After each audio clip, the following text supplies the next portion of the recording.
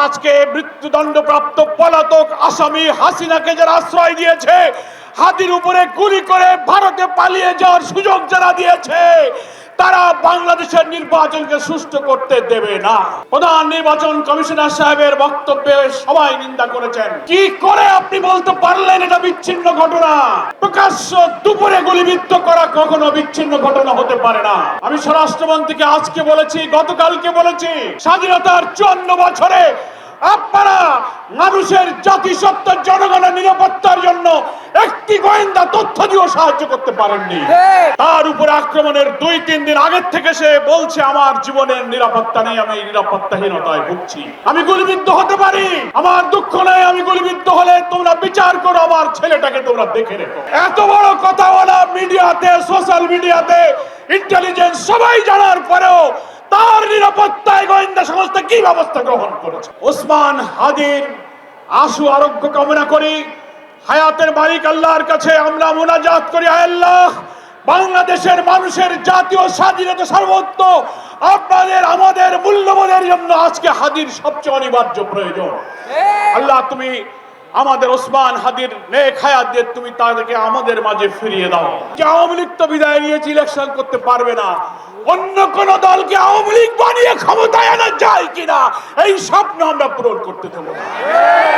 শরীফ ওসমান হাদি শুধু একটি মানুষ নয়, শুধু ইনকিলাব মঞ্চের মুখপত্র নয়, তিনি হচ্ছেন ভারতীয় আধিপত্যবাদ বিরোধী জনতার ঐক্যের প্রতীক। আজকে কেন্দ্রীয় শহীদ মিনারে বাংলাদেশ একত্রিত হয়ে বলছে বাংলাদেশের জাতিসত্তা অখণ্ডতা রক্ষার জন্য মৃত্যু ভয়হীন চেতনার অতন্ত্র প্রতীক হচ্ছে ওসমান হাদি। আমরা আজকে তার পক্ষে এখানে একত্রিত হয়েছি। একটা কথা বলতে চাই, প্রধান নির্বাচন কমিশনার সাহেবের বক্তব্যে সবাই নিন্দা করেছেন। কি করে আপনি বলতে পারলেন এটা বিচ্ছিন্ন ঘটনা? তফসিল ঘোষণার পরের দিন একজন জাতীয় সংসদ সদস্য পদপ্রার্থী বাংলাদেশের মানুষের চেতনার প্রতীককে প্রকাশ্য দুপুরে গুলিবিদ্ধ করা কখনো বিচ্ছিন্ন ঘটনা হতে পারে না।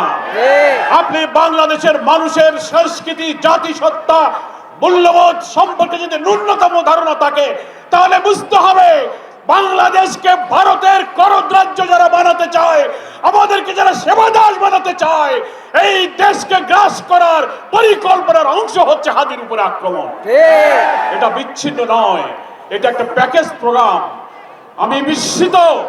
আমি স্বরাষ্ট্রমন্ত্রীকে আজকে বলেছি, গতকালকে বলেছি, ডিজিএফআই, ডিবি, এসবি, এনএসআই হাজার হাজার কোটি টাকার বেতন দিয়ে, রাজস্ব ট্যাক্স খাজনার পয়সায় বেতন নিয়ে স্বাধীনতার 54 বছরে আপনারা মানুষের জাতিসত্তার জনগণের নিরাপত্তার জন্য একটি গোয়েন্দা তথ্য দিয়েও সাহায্য করতে পারেননি।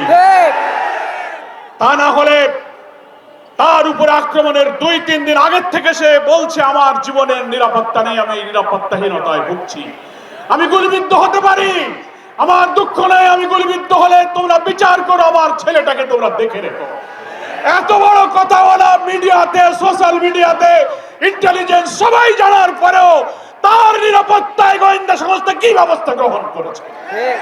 এই যে ইন্টেলিজেন্স ফেলিওরের জন্য সরকারকে জবাব দিতে হবে।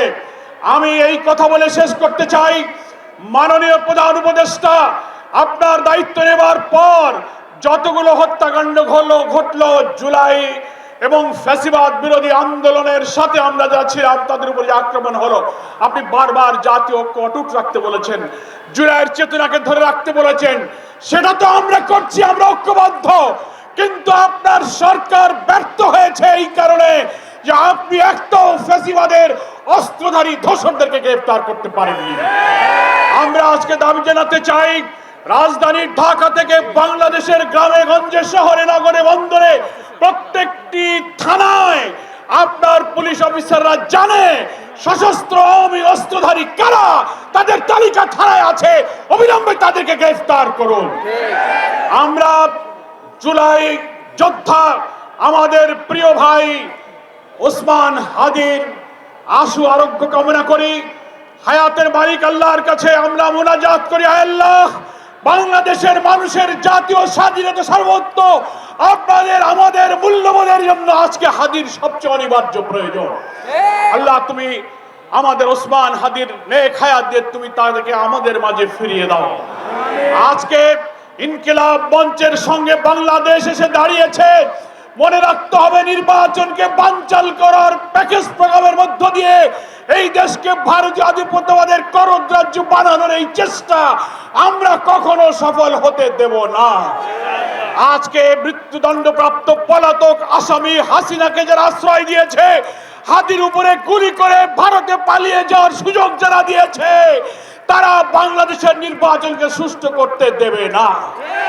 তারা হয়তো ভাবতে পারে আওয়ামী লীগকে ইলেকশনে আনো, ইনক্লুসিভ ইলেকশনের নামে, রিফাইন আওয়ামী লীগের ইলেকশনের নামে টকশোতে সুশীলরা, বুদ্ধিজীবীরা কর্পোরেট হাউসে বসে বসে যে ন্যারেটিভ উৎপাদন করে হাতির দিকে টার্গেট করলেন, এই সন্ত্রাসের বিরুদ্ধে আজকের এই জনসভা প্রতিরোধের যে আওয়াজ তুলেছে, গোটা জাতিকে ঐক্য গড়ে তুলতে হবে। নির্বাচন বানচাল করে এই দেশকে ভারতের কলোনি বানাতে আমরা দিতে রাজি নই। আজকে কেউ মনে করতে পারেন যে আওয়ামী লীগ তো বিদায় নিয়েছে, ইলেকশন করতে পারবে না। অন্য কোন দলকে আওয়ামী লীগ বানিয়ে ক্ষমতায় আনা যায় কিনা, এই স্বপ্ন আমরা পূরণ করতে দেব না। আজকের এই সন্ধ্যায় ওসমান হাদির জন্য আবারও তার দীর্ঘ হায়াত কামনা করে গোটা জাতিকে ফ্যাসিবাদ বিরোধী সংগ্রামে জাতীয় ঐক্য রূপে দাঁড়িয়ে আসুন আমরা আমাদের জাতিসত্তাকে, অখণ্ডতাকে রক্ষা করি, সেই আহ্বান জানিয়ে বাংলাদেশ জামাত ইসলামীর সংগ্রামী আমির ডাক্তার শফিকুর রহমানের পক্ষ থেকে আজকের এই সমাবেশে সংহতি প্রকাশ করে আমি আমার বক্তব্য শেষ করছি। আল্লাহ হাফেজ। বাংলাদেশ জিন্দাবাদ।